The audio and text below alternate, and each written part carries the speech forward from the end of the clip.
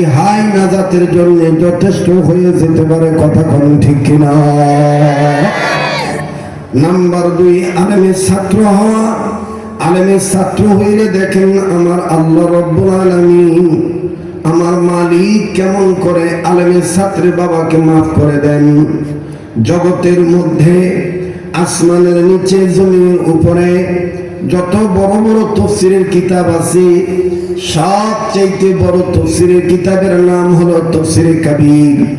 এই তাফসীরে কাবীরের মুসান্নিফ ইমাম ফখরুদ্দিন রাজি রহমাতুল্লাহি আলাইহি, তিনি তাফসীরে কাবীরের মধ্যে লেখেন, আল্লাহর একজন পয়গম্বর আল্লাহ পাকের নির্দেশে নিজে নিজে কর্ম করার জন্য যখন যাচ্ছিলেন, যাওয়ার সময় নজর করে দেখতেছেন একটা কবরে দাউ দাউ করে আগুন জ্বলতেছে। পয়গম্বর বুঝতে পারলেন কবরওয়ালা ভালো নেই, কবর ভিতরে ভয়ঙ্কর কঠিন থেকে কঠিনতম আযাব হইতেছে। পয়গম্বর কাউকে কিচ্ছু না বলিয়া নিজের পথের দিকে নিজে যখন চলে গেলেন, নিজের কর্মের দিকে যখন নিজে চলে গেলেন, নিজের কর্ম যখন সম্পাদন হয়ে যায়, কর্ম সম্পাদন শেষে পয়গম্বর আবার যখন পূর্বের রাস্তায় ফিরে আসতেছেন, আসার সময় পয়গম্বর সিদ্ধান্ত নিলেন, একটু আগে যে কবরে আযাব দেখেছি, এখন আমি আবার ওই কবরটা দেখব। কবরওয়ালার হালত কি, কবরওয়ালার অবস্থাটা কি? পয়গম্বর কবরওয়ালার দিকে, কবরের দিকে নজর করে দেখতে পান, একটু আগে যে কবরে আযাব ছিল, এখন আর ওই কবরে কোনো আযাব নাই। কবরওয়ালা জান্নাতের বিছানায় ঘুমায়। পয়গম্বর কবরের কাছে দাঁড়িয়ে ডাক দিয়ে বলতেছেন আল্লাহ। একটা ডাক দেন না, আবার বলেন না আল্লাহ। যার আল্লাহ বলতে ভালো লাগবে বুঝে নেবেন আমার আল্লাহ আপনাকে মাফ করে দিবেন, এই জন্য আওয়াজ দিয়ে আবার বলেন না আল্লাহ। আমার ভাইরা, আমি আপনাদেরকে কথা দিচ্ছি, ইনশাআল্লাহ আগামী 1 তারিখের দিকে এই বাংলাদেশ ত্যাগ করে কয়েকটা রাষ্ট্র সফর করে দুবাই হয়ে আমি গোটা রমজান মাস আমার বন্ধুগণ ঈদ করে তারপরে বাংলাদেশে আসব। কথা দিচ্ছি আপনাদেরকে আমি ভুলবো না। আপনাদের পক্ষ থেকে রাসূলুল্লাহ রওজা পাকে আমি সালাম পৌঁছায়া দেব। আপনারাও আমাকে ভুলবেন না।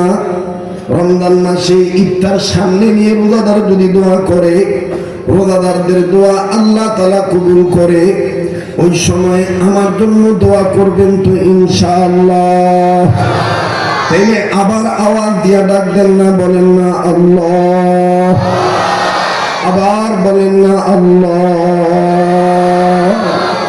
আল্লাহ আল্লাহ বলতে বলতে নবীর প্রেমে চলতে চলতে মরণ যেন হয়, আমাদের মরণ যেন হয়, ঠিক কিনা? আমি আল্লাহর পথে বলতে বলতে চলতে চলতে আল্লাহর আইন দুনিয়ার জমিনে, আল্লাহর জমিনে কায়েম করার পক্ষে ইসলামী আন্দোলন করে, ইসলামী রাজনৈতিকের ইসলামী আদর্শের নীতিতে যদি আমি নীতিবান হয়ে হকের পক্ষে কথা বলতে বলতে আমার বিরুদ্ধে হামলা হয়, মামলা হয়, আমরা মুসলমানেরা সব হামলা মামলা সহ্য করব, কিন্তু দ্বীনি কামলা থেকে নাম কাটাইতে পারবো না। কোন আমলাকে ভয় করে ইসলামী আন্দোলন করা বাদ দেব না।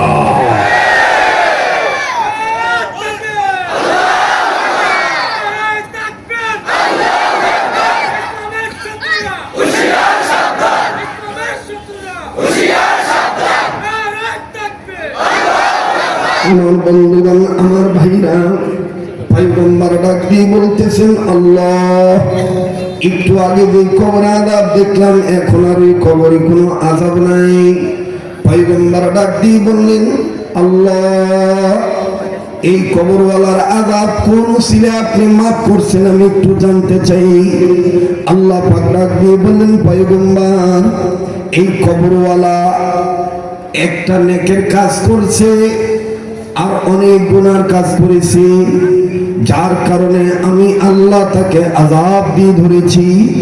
কিন্তু নেকের কাজটা এই কবরওয়ালা করে নাই, নেকের কাজ করেছে কবরওয়ালার বাচ্চা। সুবহানাল্লাহ। ডাক দিয়ে বলে, মালিক কেমন নেকের কাজ আমাকে যদি একটু বলতেন। ডেকে ডেকে বলতেছেন, পয়গম্বর এই কবরওয়ালা একটা সন্তান রেখে আসছে দুনিয়ায়। এই সন্তানটা কথা বলা শিখে নাই ইতিপূর্বে, ইদানিং যখন আল্লাহ মাহুল বায়ান আমি আল্লাহ তাকে কথা বলার যোগ্যতা দিলাম। এই বাচ্চা ছেলেটা মুসলমান হিসাবে বাচ্চাটার মা এতিম সন্তানটাকে নিয়ে দ্বীনি প্রতিষ্ঠানে ভর্তি করে দিল ইসলামের প্রাথমিক শিক্ষা গ্রহণ করার জন্য। এই বাচ্চাটা মাদ্রাসা মক্তবে ভর্তি হওয়ার পর আলেমের ছাত্র হইল, আর তার উস্তাদ আলেম মানুষ, তাকে জীবনের প্রথম একটা সবক পড়াইল। এই বাচ্চাটা জীবনের প্রথম সবক পড়তে যাইয়া আমি আল্লাহর দুইটা নাম ধরে ডাক দিল, যার কারণে আমি আল্লাহ তার বাবাকে মাফ করে জান্নাত দিয়ে দিছি। পয়গম্বর ডাক দিয়ে বললেন, মালিক ওই সবকটা কোন সবক? ওই দুইটা নাম কোন দুইটা নাম? ও আমার সবিপুর অঞ্চল এলাকার বাপ ভাইরা, চন্দ্রা এলাকার বাবারা ভাইরা, অত্র অঞ্চলের অত্র থানার কালিয়াকর থানার বাপ ভাইরা, বিভিন্ন ডিস্ট্রিক্ট থেকে বসবাসরত এই এলাকায় কর্মজীবী আমার বন্ধুরা, আমার বন্ধুবান, এই সবক এই মাদ্রাসাতেও পড়ানো হয়। আপনারাও এই সবকটা জানেন কিন্তু মানেন না। আজকে আমি আপনাদের বিবেকের দরজা খোলার জন্য, তালাটা খোলার জন্য বলছি। এই সবকটা পড়ছে, আল্লাহ পাক তার বাবাকে মাফ করে জান্নাত দিয়ে দিছে। মুসলমান ভাইরা, আমার বন্ধুগণ, পয়গম্বর কাঁদতেছে। আল্লাহ বলেন, বান্দা তোমার দিলের খবর আমি জানি। তুমি আমার কাছে সবক জানতে চাইলা, কিন্তু তুমি আবার কাঁদতেছো, বুঝলাম না। তোমার মুখ থেকে শুনতে চাই তুমি কেন কান্দ? পয়গম্বর ডাক দিয়ে বললেন, আল্লাহ আমি দুনিয়ার সব মানুষদের নিয়ে কাঁদতেছি। এই কবরওয়ালার কবরের আযাব যেমন তার বাচ্চাটার সবক পড়ার দরুন মাপ হয়ে গেছে, দুনিয়ার সব ছেলে মেয়েরা যদি এইরকম আপনার নামের সবক আদায় করত, তাহলে দুনিয়ার সব বাপ মা কবরের আযাব থেকে মাপ পেয়ে যেত। আওয়াজ দিয়া বলেন না সুবহানাল্লাহ। আমার বন্ধুগণ, সেই সবকটা শোনানোর দরকার আছে না নাই? জানা দরকার আছে না নাই? কারা কারা সবকটা শুনতে চান হাত তুলে দেখান তো দেখি। নারে তাকবীর, হাত নামান। মুসলমান ভাইরা, আমার বন্ধুগণ, যেই হাতটা দিয়া বারবার কাবাদুরি, যেই হাতটা আল্লাহ ওয়ালাদের হাতের সাথে লাগানো, কথা দিয়ে ফিরেছি ইনশাআল্লাহ আপনাদেরকে ভুলবো না।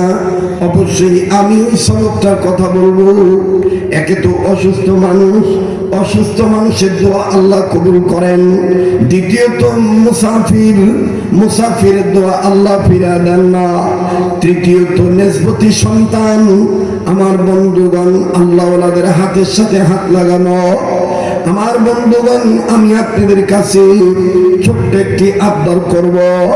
পারলে দিবেন, না পারলে না দিবেন, কিন্তু আপনি উঠে যাবেন না। এখন উঠা মানেই কোরআনের শিক্ষাকে বৃদ্ধাঙ্গুলি দেখা, কোরআনের শিক্ষাকে বৃদ্ধাঙ্গুলি দেখানো হবে। আমার বন্ধুগণ, ছোট্ট একটা আবদার করব। বলেন তো দেখি, পবিত্র কোরআনুল কারীমের পারার সংখ্যা কত? আবার জোরে বলেন, কত? এই 30 পারা কোরআনকে মোহাব্বত করে যেই হাতটা দিয়ে আগামী কয়েকদিন পর কাবা ধরব, যেই জবানটা দিয়ে রাসূলুল্লাহ রওজা পাকে সালাম পৌঁছায় দেব, এই হাতটা আমি অসুস্থ মানুষ হয়ে এই দারুস সুন্নাহ মাদ্রাসার জন্য আমি আপনাদের কাছে মাত্র 2-3 মিনিট আমি একটু দেখতে চাই। এই হাজার হাজার গোলামদের মধ্যে 30টা গোলাম, 1 নম্বর কে আছেন?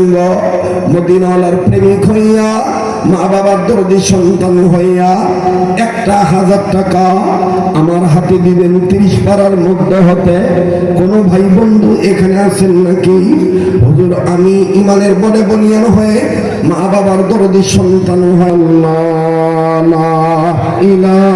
ভাইয়া আপনার কাছে যদি 100 খান টাকা থাকে আপনি মারুম হবেন না ভাই, এটা নিয়োগ করে দান করেন ভাইয়া। আপনার এই অল্প টাকা অনেক বরকত হবে, এ বাচ্চারা কোরআন পড়বে, এটার বরকত হবে ইনশাআল্লাহ। পয়গম্বর ডাক দিয়ে বললেন আল্লাহ, সবকটা কোন সবক? রব ডাক দিয়ে বললেন পয়গম্বর এই বাচ্চাটা জীবনের প্রথম সবক পড়ল বিসমিল্লাহির রহমানির রহিম। আল্লাহু আকবার বলেন। এখন আপনারা বলেন, আল্লাহ বলেন পয়গম্বর তুমি বলো যে বাচ্চার গুনাহ নাই। এই বাচ্চা বললো আমি রহমান রহিম, আমি রহমান রহিম আল্লাহ হইয়া কেমনে পারি তার বাবার কবরে আযাব দিতে? এখন বলেন এই বিসমিল্লাহির রহমানির রহিম সবক এই মাদ্রাসায় দারুস সুন্নাহ মাদ্রাসায় পড়ানো হয় কি হয় না? বাদান কেউ উঠে ক্ষতি করবেন না, আল্লাহর রাস্তায় অনুরোধ করে বলবো কেউ উঠে ক্ষতি করবেন না, দোয়াটা করে যান। কার দোয়া কখন কবুল হবে জানা নাই। এখানে কে যেন নেককার বান্দা হয়ে বসে আছে, আল্লাহ তার উসিলায় আমাদের দোয়াকে কবুল করবেন ইনশাআল্লাহ। রব্বে কাবা মঞ্জুরি দিবেন। আয় আল্লাহ আপনি মেহেরবানি করে কবুল করেন, বলেন আমিন। লা ইলাহা জোরে লা ইলাহা। সবাই বিসমিল্লাহ বলে দান করেন। মা বোনেরা আপনারাও দান করবেন। অনেকের স্বামী অসুস্থ, অনেকের স্বামী বিদেশে বিপদে আছে, অনেকের ভাই দূরবর্তী স্থানে বিপদে আছে। সন্তানদের জন্য, বাবা মার জন্য যে যে নিয়তে দান করবেন, দিল খুলে বিসমিল্লাহ বলে দান করবেন, বরকত হবে ইনশাআল্লাহ। রব্বে কাবা আপনি কবুল করেন, মালিক আপনি মঞ্জুরি দিয়ে দেন, বলেন আমিন। আমি আপনাদের কাছে পরিশেষে বলতে চাই, উম্মতে মুহাম্মদীদের জাহান্নাম থেকে বাঁচার পথ কয়টা? 4টা। আলেম হওয়া, আলেমের ছাত্র হওয়া, আলেমের কথা শোনা, আলেমদেরকে মহব্বত করা। আমার বন্ধুগণ, আর এই কথাগুলি, এই পথগুলি আপনি একমাত্র শিখতে পারবেন, জানতে পারবেন এই ধরনের দ্বীনি শিক্ষা প্রতিষ্ঠানে। আল্লাহ তাআলা আমাদের সবাইকে মানুষ হওয়ার তৌফিক দান করেন, কোরআনের শিক্ষা গ্রহণ করার মাধ্যমে, কোরআনকে মানার মাধ্যমে, বলেন আমিন। আবার বলেন আমিন। মুহতারাম হাজিরিন, আপনারা আমার জন্য দোয়া করবেন, আমি আপনার জন্য দোয়া করি। সুবহান রাব্বিকা রাব্বিল ইজ্জাতি আম্মা ইয়াসিফুন ওয়া সালামুন আলাল মুরসালিন ওয়ালহামদুলিল্লাহি রাব্বিল আলামিন।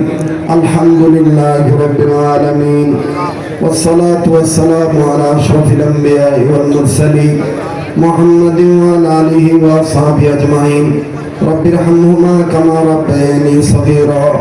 আস্তাগফিরুল্লাহ আস্তাগফিরুল্লাহ আস্তাগফিরুল্লাহ ইন্নাল্লাহা গফুরুর রহিম। ইয়া আল্লাহ আপনি আমাদের জীবনের গুনাহগুলি মাফ করে দেন। আল্লাহ আপনি আমাদেরকে মাফ করে দেন। আল্লাহ আপনি আমাদেরকে মাফ করে দেন। আল্লাহ জগতের সমস্ত জিন ইনসান যারা আছে সবাইকে মাফ করে দেন। আল্লাহ যে সমস্ত মানুষ জিন ইন্তেকাল করেছে, কবরবাসী হয়ে গেছে, সমস্ত কবরবাসীদেরকে জান্নাতবাসী করে দেন। ইয়া আল্লাহ যারা বেঁচে আছে তাদের হেদায়েতের ফয়সালা করে দেন। আল্লাহ অশান্তিতে থাকলে শান্তির ফয়সালা করে দেন। আল্লাহ হায়াতের মধ্যে বরকত দিয়ে দেন। আল্লাহ খাস করে আমার এই ভাইয়েরা জীবনে বহু বক্তার মাহফিলে যান, কত সুন্দর কণ্ঠ নিয়ে তারা আলোচনা করে শোনে, কিন্তু ওনারা মোনাজাত অনেকে না করেই চলে যায়। আজকে তোমার এই গোলামের কণ্ঠে পারমিট করতেছে না, সাপোর্ট পাচ্ছি না, এরপরও ভাঙ্গা ভাঙ্গা গলায় তোমার গোলামেরা আয় আল্লাহ তোমার কোরআনকে মহব্বত করে, ধর্মকে শ্রদ্ধা করে, ভক্তি করে, আলেমকে ভালোবেসে আল্লাহ এরা বসে আলোচনা শুনলো, আবার কষ্টের অর্থ তা ব্যয় করে দান করলো। আল্লাহ তুমি এদেরকে মাফ করবা না, কাদেরকে মাফ করবা আমার বুঝে আসে না। আল্লাহ ও আল্লাহ আমার এই ভাই বোন, বাবা ভাই সবাইকে মাফ করে দেন। আল্লাহ হাজরানে মজলিস যারাই আছে সবাইকে আপনি মাফ করে দেন। আল্লাহ এদের যাদের মা বাপ দুনিয়ায় নাই তাদের মা বাবার কবরটা জান্নাত বানিয়ে দেন। যাদের মা বাপ বেঁচে আছে তাদের মা বাবার হায়াত বাড়ায় দেন। যাদের মা বাবা অসুস্থ তাদের মা বাপকে সুস্থ করে দেন। ইয়া আল্লাহ, আল্লাহ আমার এই অঞ্চলের প্রতিটি ঘরে ঘরে রহমত বরকত নাজিল করে দেন।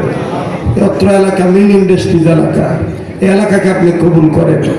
মালিকদেরকে কবুল করেন, শ্রমিকদেরকে কবুল করেন। আল্লাহ রাজশাহী বিভাগ, রংপুর বিভাগ, বরিশাল বিভাগ, খুলনা বিভাগ, সিলেট বিভাগ, চট্টগ্রাম বিভাগ, ঢাকা বিভাগ, ময়মনসিংহ বিভাগ, সকল বিভাগের লোকেরা এখানে বসবাস করে। আল্লাহ আল্লাহ সবাইকে তুমি ভালো রাখো, আল্লাহ সবাইকে তুমি ভালো রাখো। আল্লাহ সবার বাড়ি ঘর তুমি হেফাজত করো, সবার বাচ্চাদেরকে নেককার বানাইও। আল্লাহ আমার এই ভাই বন্ধু বাবাদেরকে রোড ঘাটের অ্যাক্সিডেন্ট থেকে বাঁচায় রেখো। আল্লাহ আল্লাহ যারা অসুস্থ তাদেরকে সুস্থ করে দাও, যারা অভাবে আছে তাদের অভাব দূর করে দাও, যারা ঋণী আছে ঋণ পরিশোধ করার ব্যবস্থা করে দাও। আল্লাহ ও আল্লাহ, যেই ঘরে স্বামী স্ত্রী জীবনে সুখ নেই তাদের ঘরে সুখ দিয়ে দাও, যাদের ঘরে সন্তান হয় না আল্লাহ নেককার সন্তান দিয়ে দাও। আল্লাহ আব্দুল মুত্তালিব সিরাজকে তুমি কবুল করো। আল্লাহ এই মাদ্রাসার পরিচালককে কবুল করো, এই মাদ্রাসার কমিটিকে কবুল করো।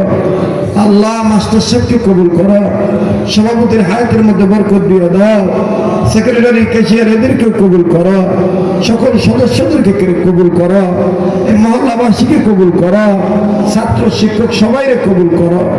ও আল্লাহ, আমি যদি না আসতাম এদের বদনাম হইতো। আল্লাহ আল্লাহ আমি আসলাম, দেখা করলাম, যাই পারলাম কথা বললাম। আল্লাহ তুমি এটা কবুল করে নাও, আল্লাহ কবুল করে নাও।